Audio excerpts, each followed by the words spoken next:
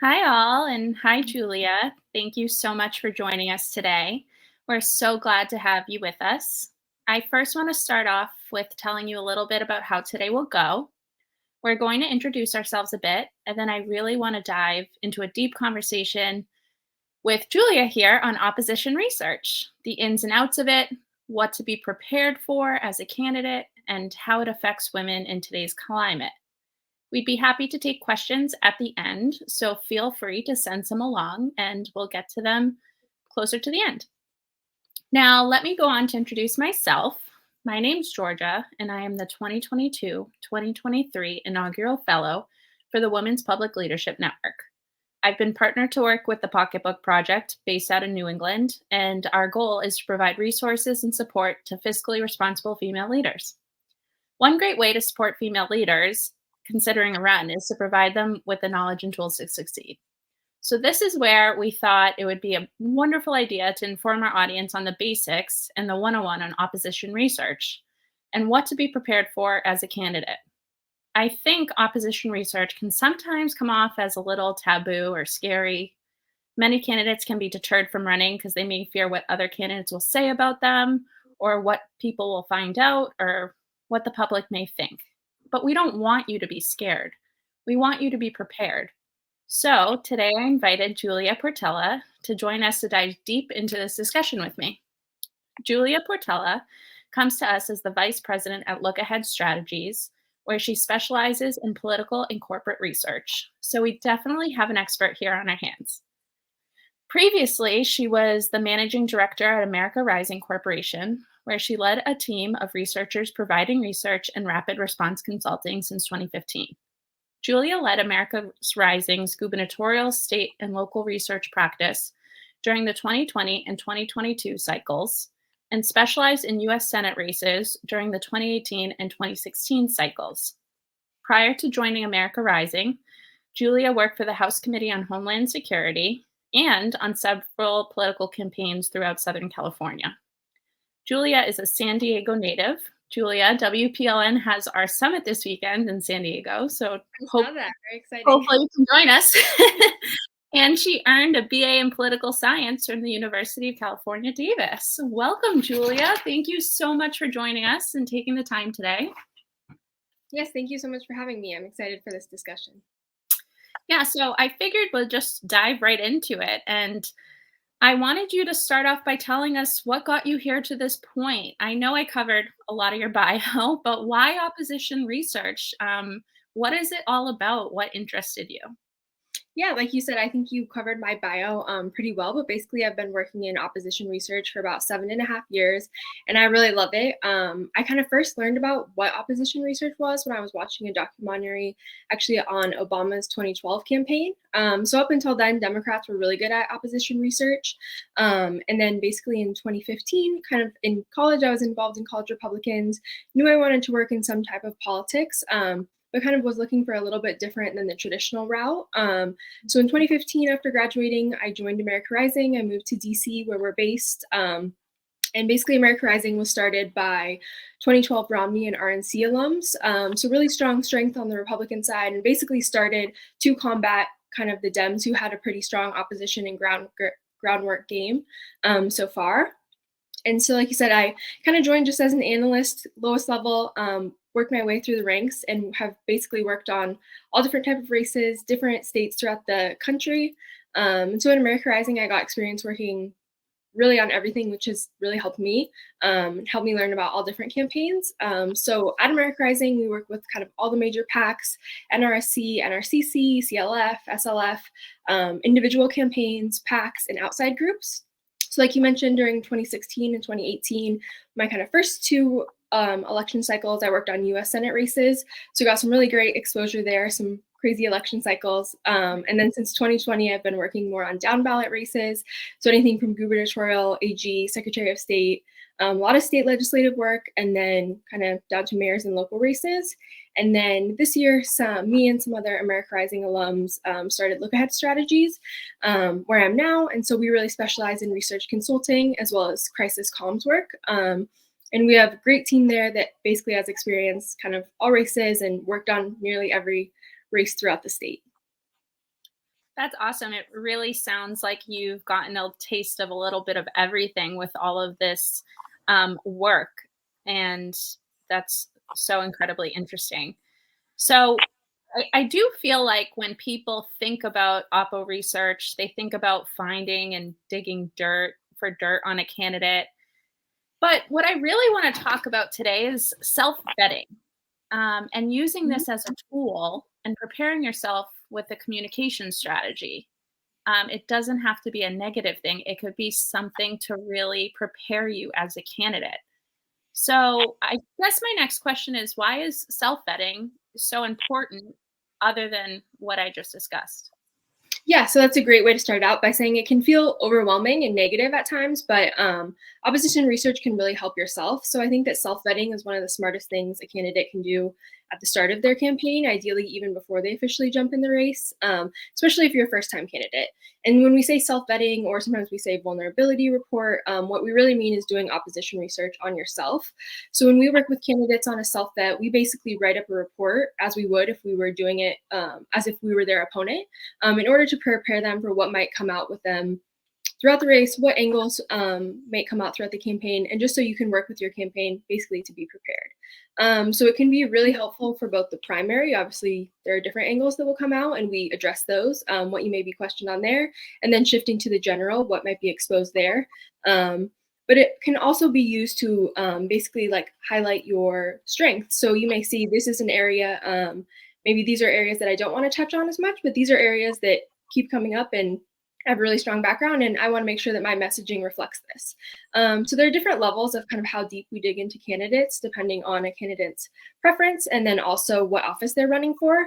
But generally speaking, we kind of do a self-vet report. We look at every angle of a candidate's background so that they have a really comprehensive overview of their life in one place. Obviously, you know yourself the best, but there are things that slip through or that maybe you don't think about or think about from certain angles that it's really good to have it all laid out. And then it's especially good for your campaign staff, particularly your consultants and comms teams. So we look at personal background, which includes kind of your basic uprising, education, family. Then we look at professional career. So if you're a lawyer, if you own a business, if you're a teacher, things like that, basically whatever career you had before running for office. We also look at public records, which is like your voting history, property records, property taxes, personal financial disclosures, and then any civil and criminal lawsuits. And then we dig into candidates' political background, which is just kind of if you've run before, if you have past campaigns, your votes, and then all of your positions on key issues. And then like at our company, we package everything up into kind of one nice research report, which we usually call a research book or a matrix, kind of depending on how long it is. Then we include a section of what we call top hits, which is basically kind of the big buckets of here are the vulnerabilities where you kind of may be defined within the race so that you're prepared. That's a lot more than I even expected that goes into it. And I find it so interesting that you do find positive things too. And there are things that candidates will be able to use as their strength, from your report. So I love how you're able to highlight a really positive thing about it as well, and finding, good things in your background that you can utilize too. And I do have a little question off of that. How far back do you usually go? Will you just go from, the day you hit adulthood? We do. We go, like I said, especially with personal. I mean, usually once you run for office, you'll have some type of like questionnaire. If you've been on a board, you have a bio somewhere. So just kind of checking your background info. Obviously, yearbooks is something that I think a lot of people have seen has come up in recent years. So we check for those when available. As far as it goes to like professional career, we do try to at least have some sections. Obviously, some things are harder. If you were on a board or commission in the 80s, those meeting records may not be available. But the early 2000s, they're probably pretty easy to find online. We also Yeah. have kind of a lot of databases and subscription services that we use. And so we're able to find, news articles going back to 1800s. And so it's really crazy how much stuff there is out there. So we try to at least have an overview of really your whole life. Yeah, the internet definitely has it all. And I'm sure a lot of people will forget what is out there on themselves if they're not looking all the time or Exactly. looking for specifics. Yeah.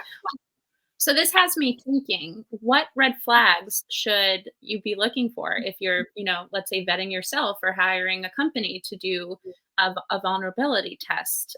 Should a candidate be aware of their own, what should they be aware of in their own personal and financial history?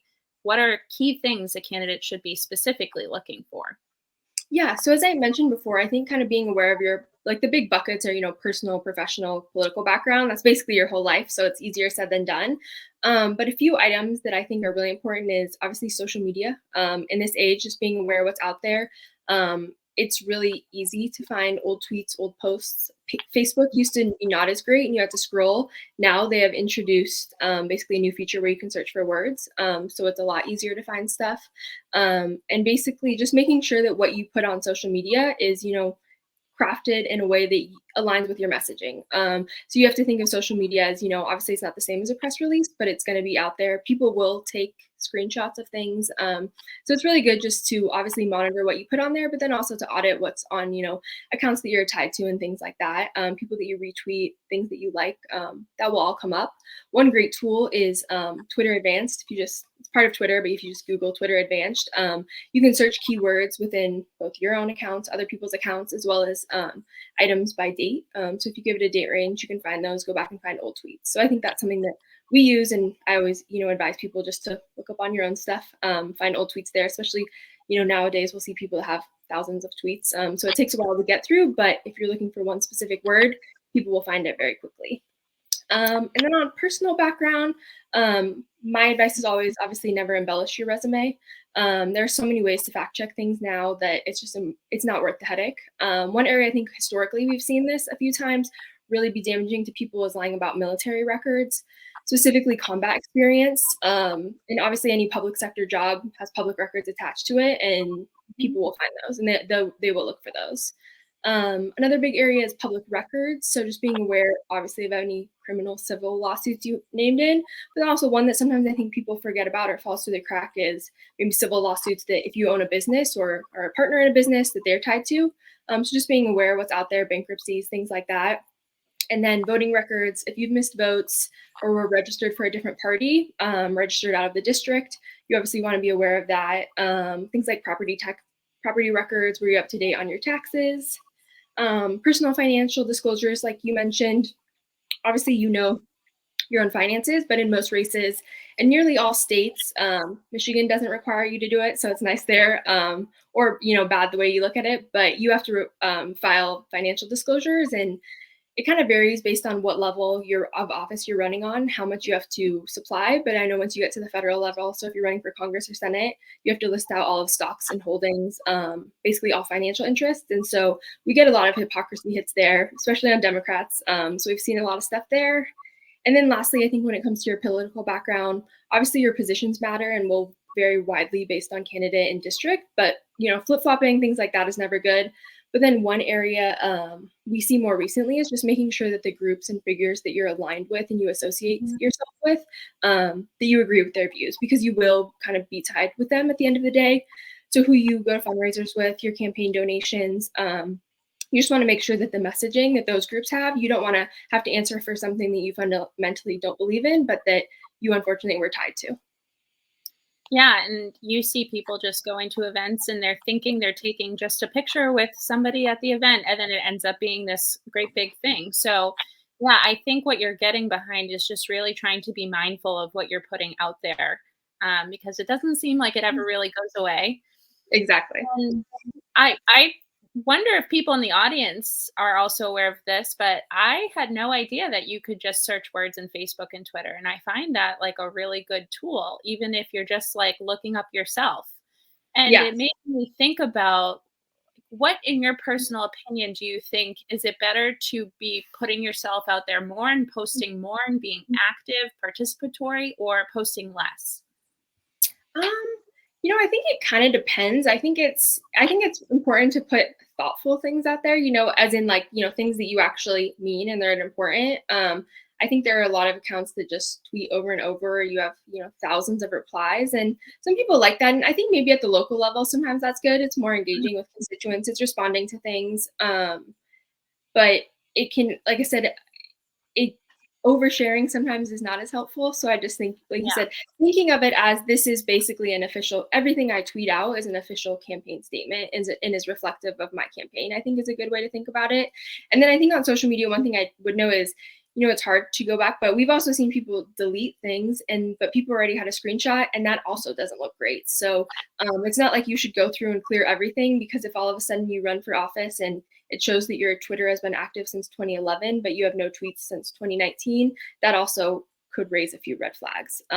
So it's kind of a delicate balance, unfortunately. Yeah, that would definitely say that something is missing for Yeah. sure. Well, thanks, Julia. So now I've vetted myself. So where do I go from here? Now what? What should I prepare? Yeah, so I think having a vet done early is really helpful, because then you can work with your consultant and your communication team on messaging and just be prepared throughout your campaign. So, like I said, some of the most helpful self vets, I think, especially if you're a first time candidate, are doing it even before you officially announce your campaign, because the second that that paperwork is done, people are going to start looking at you if they haven't already. Usually before people run, you get kind of word of mouth, things like that. So people start looking into people. So if you're seriously considering running for the first time, I would definitely advise you to start it early. And then it's definitely better to read something unfavorable about yourself in a self-vet report early in your campaign, when you Mhm. can sit down with your team and discuss it and figure out how to move from it, rather than see it for the first time pop up in an ad on TV, or when you get asked for comment for a news story and have an hour to prepare a response. So I think it really helps everybody on your team.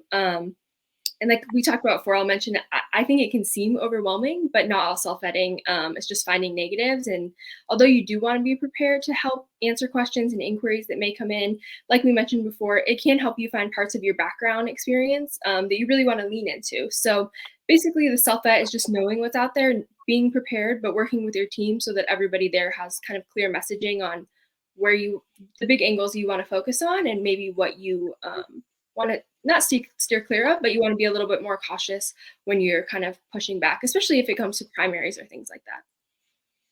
Yeah, I think that makes perfect sense. And there's nothing better than being prepared for anything that could come your way, whether it be positive or negative, just knowing yourself and your background and what could possibly come out there about yourself. So, moving on a little bit, historically, it seems like results from opposition research has affected women more heavily than men. And we've seen this, I think, a lot in the past few campaigns, with women really being harshly scrutinized in the media, especially. So, why do you think this is the case? Why do you think women are getting targeted a little bit more than men are? Yeah, I think like in most fields, women definitely have received harsher scrutiny by the media and the public. I like to think that maybe we're held to a little bit of a higher standard. So sometimes hits come out on men, and it's a little bit less shocking than when it is a woman. And I think also on that front, that because there are so many more men in public office, sometimes it's easier to brush off certain hits because we get used to hearing them cycle after cycle.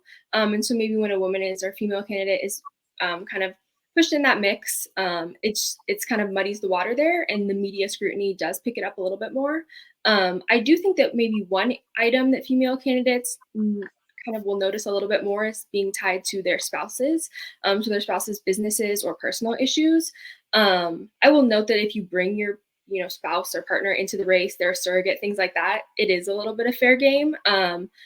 And you'll have to answer for kind of your joint ventures and issues. But I do think that we maybe see women hit on stuff that's kind of tied to their family rather than their own personal issues. But I would say, obviously, I'm a female who's worked in Oppo for 7 years. I've been trained under great women and learned so much from them. And I've done kind of dozens of books on both female and male candidates. And at the end of the day, when we write up these reports, we're just kind of presenting the facts. And those hits will come out whether or not it's a female candidate. But how ad makers and the media choose to pick up the hits and push out the narrative can definitely be unfavorable. So I think that sometimes Oppo, not that it gets a bad rap or that it's not negative, but a lot of opposition research is just stating the fact and putting it all in a concise way. But the way that it's portrayed, and unfortunately the way it's kind of pushed out and people push it out on social media, can definitely be more. damaging to women. But I'm really lucky because all the female candidates I've worked with have been incredibly thoughtful about the way that they construct their campaigns. And I think starting with the self-vet is a good one there. I think women are a little bit more cautious, and so they maybe tend to do them earlier on, which is great. And then also just seeing kind of how women deal with scrutiny in the media with grace is always inspiring and a good thing to see. Yeah, it's definitely very inspiring, and you can sometimes see a great difference on responses. And how have you noticed women responding to opposition research against their husband and families? Have you seen any cases of really good responses? I'm trying to think. I think, like I said, unfortunately, a lot of them will be kind of like joint ventures. I think that maybe like one where it not as great of response because it kind of damaged her, but it was kind of fine on our side. Was a Claire McCaskill in Missouri. So her husband had kind of a lot of business issues, a lot of issues that people within the state really didn't like, and so I think that that brought her down a little bit. But that, like I said, she was benefiting from it. Her wealth came from a lot of her kind of joint ventures with her husband. So it can kind of be used on both sides. But I think that I've definitely seen female candidates, they're very good about setting their boundaries and, if they're not involved in a business, kind of just clearly stating that is the best thing you can do. And sometimes it's kind of just letting those stories run the course, or it's really your comms team pushing back to make sure that the articles fairly portray what is out there. Sometimes when it makes it to an ad, it's a little bit harder, but a lot of times things start with a story. And so having a strong comms team that can really be prepared for that messaging and say, hey, this was, not something I was involved in. This happened before I was married. Or this issue is actually not as big as the other campaign is bringing it up. It's definitely something. And so that's why self-ed is good too. A lot of times we do look in spouses and if somebody knows that their, spouse is a CEO or kind of huge portion in a corporation, they want to know what will they also be hit on. And so being prepared from that aspect, basically the more information you have, the better for your team. Yeah, and it sounds like as much as you can turn a negative into a positive, you should do so. Yes, exactly. So, has there ever been a time where you've recommended a candidate not to run for office based off of self-vet? Like, what are some of the biggest no-nos? Like, don't even think about doing it. It's going to be really hard for you. Yeah. The nice thing about working with a research firm is that we're really like a third party vendor. So at the end of the day, we're really just there to kind of present the facts and give you and your family and your campaign team the opportunity to discuss basically how you want to proceed. I think it's helpful to get an objective perspective at the beginning. And then obviously as campaigns go on, like our firm will get more integrated within campaigns and help with response. But at the beginning, the report alone is a good starting point. I don't think that we've ever told somebody not like don't run per se, but there have definitely been cases where people do a report and then choose not to run based on the information that's in there. I think I covered kind of the big angles that people should be aware of. Obviously, criminal, domestic, or like corruption angles are probably the biggest and will be the most damaging. Um, Though sometimes I think that people that have like that big silver bullet on them, a really big hit against them, if it's criminal, things like that, and still choose to run, they're not always the type of candidate that's going to be doing a self-vet because at the end of the day, they're going to run either way. And so we don't see it that often that people, sometimes if you're first running for office, you may not be aware of what's out there. You may not be aware that, a DUI or something from the 80s is someone's going to find, but it's out there and people will choose how to proceed from then. But if you really have something kind of crazy, most people will choose before that not to run. But even if you don't have something crazy in your background, it's better to be prepared. I think that's the biggest message we've kind of taken away from today. You may think I've never run for office. I have no social media. I've never been sued. There's really nothing out there on me, but it's great to check for peace of mind. Also, on the flip side, kind of an inexperienced angle is one thing that we see a lot and we frame up a lot. So it's always worthwhile, in my opinion. I think the political hits, they'll come out either way. Everybody's going to have a hit on them. So just being prepared is really the most important thing. Yeah, and it seems like, people will often go running with a really good piece of opposition research on another candidate. And it kind of makes me think about like where should you draw the line? Like at what point are you just taking it too far? Yeah, I think that anything that's not related to the candidate individually, or related to the race is like really you should stay away from. So I think that family is obviously the biggest thing. I know we've touched on it a little bit with spouses, but I think generally both sides of the aisle are pretty good about steering clear of kind of children. That's Mhm. one thing that we don't see often. Obviously, if you have an adult, if you have a child in their 30s and they're a campaign surrogate or they have been, making comments on the record for you, that's a little bit more not fair game, but they will get drawn in if they have something. But even that, usually, their past isn't really relevant to the campaign.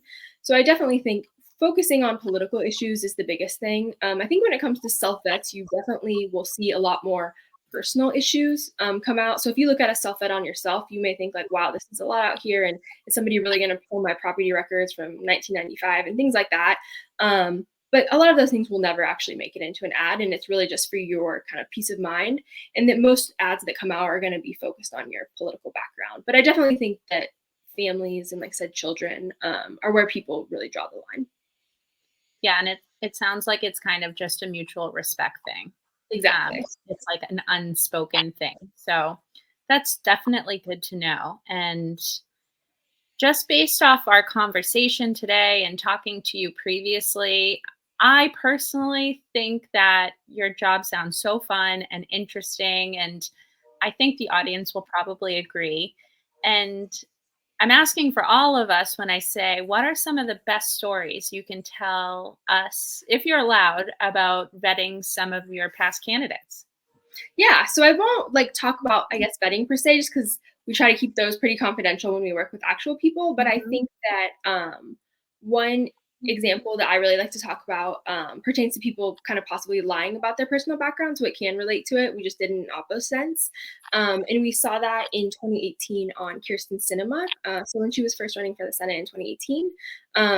So in her 2013 congressional announcement video, she kind of spoke about growing up homeless without electricity, running water, and really made it kind of a central part of her campaign messaging.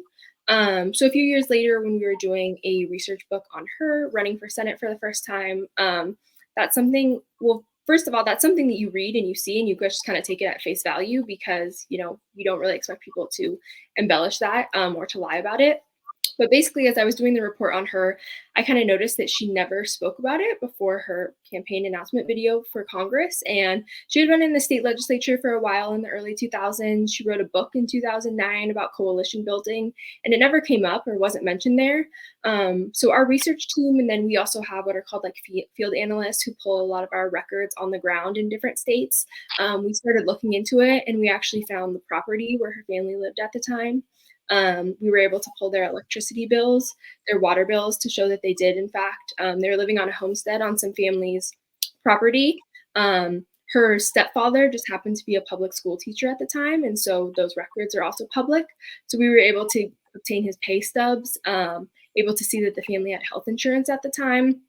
And so, she was living probably in poverty, but to say homeless felt like a little bit of an extreme claim. And so all of those records ended up in a New York Times article. If you probably look up Kristen Cinema homelessness, you can find it there. And it just really questioned kind of her story. And so I think that's a great reminder that public records can really expose holes in your story, even if it's from 20, 30 years ago, and that her story probably would have been just as impactful if she told it a little bit closer to the truth rather than kind of embellishing it for maybe a political purpose.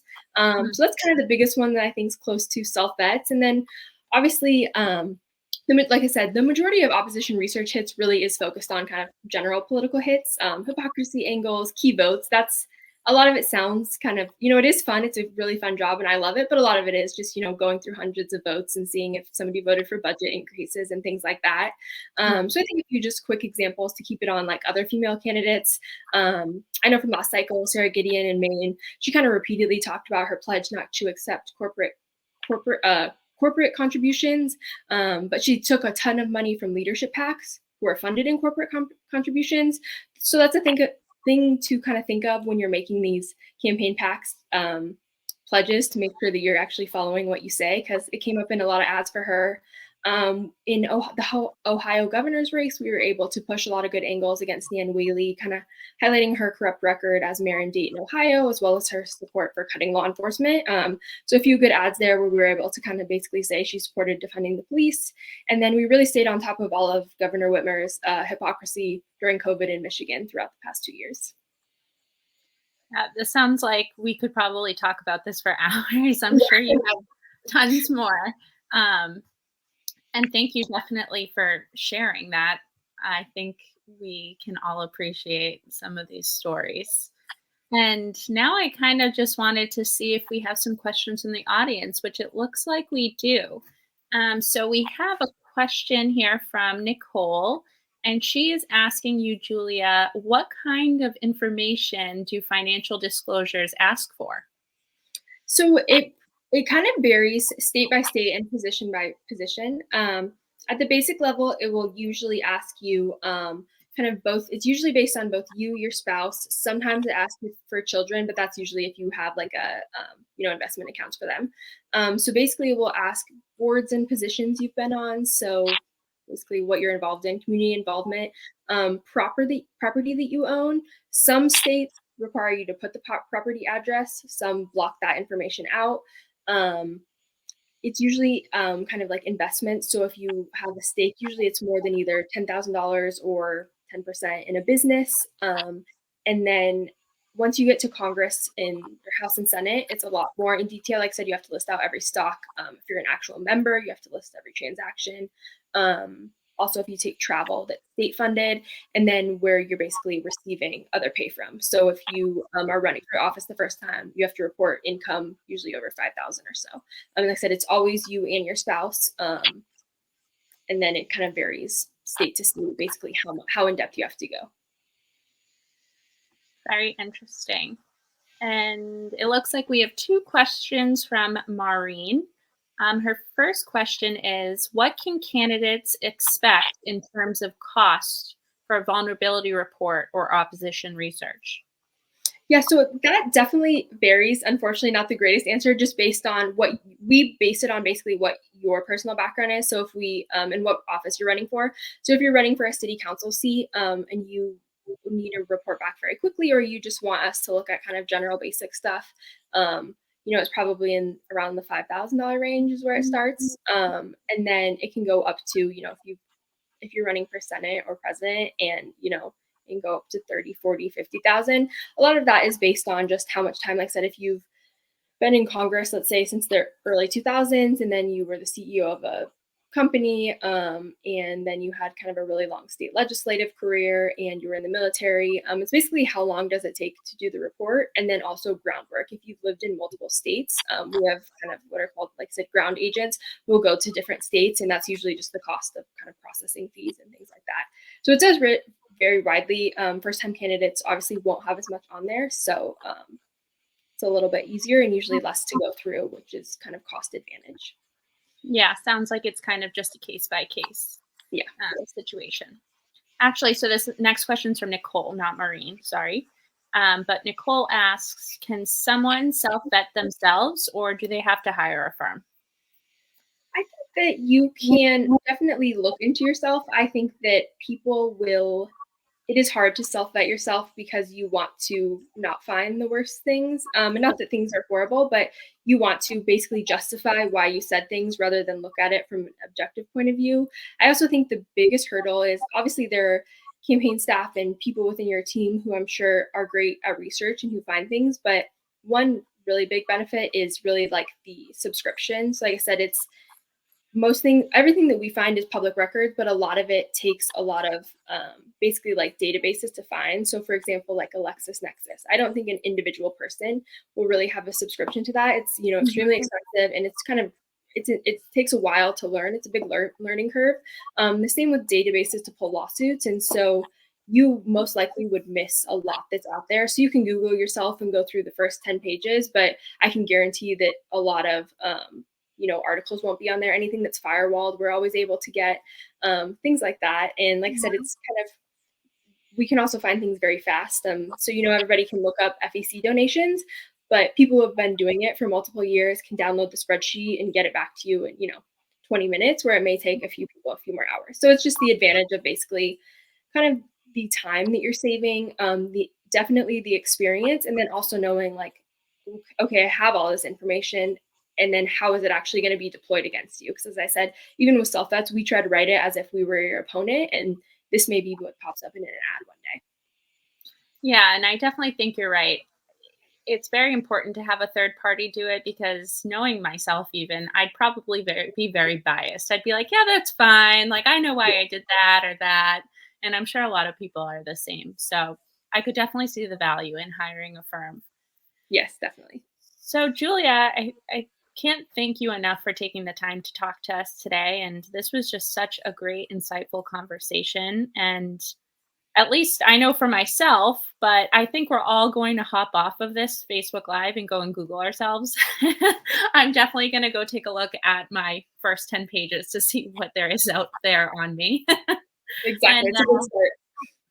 to the audience, thank you all so much for tuning in and listening today. And we hope to see you out there on the campaign trail. Thank you Thank so you. much.